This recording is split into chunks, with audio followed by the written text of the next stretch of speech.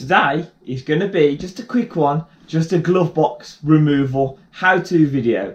So let's get into it. Okay, so now we're going to take the glove box out. So if you open it up, excuse the light, you'll see these little clips there. You get a little pick or a little screwdriver, pop that off. Don't do it like that, it's just one-handed, it's difficult.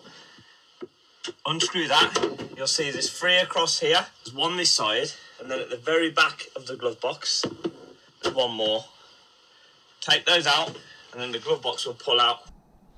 So that's the end of this one. I hope it's helped you do your own. This is number 10, so this is the last 2 Minute Tuesday for a while. I am going to do another series. I am also starting a different series, but there'll probably be a couple of 3 weeks in between. So I'm going to try and keep with the 2 uploads a week. Definitely going to keep with the Sunday upload. I'm not sure whether it'll be a Tuesday or Wednesday.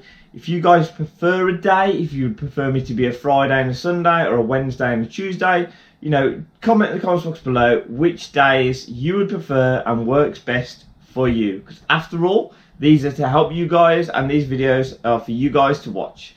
So let me know below.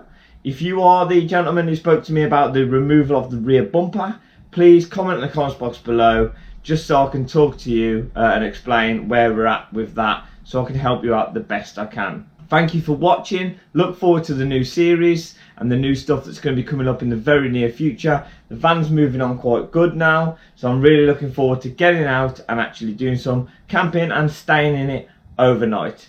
So yet again, thanks for watching. I hope you enjoyed. Hit that subscribe button, come over to the channel, and I'll see you in the next one.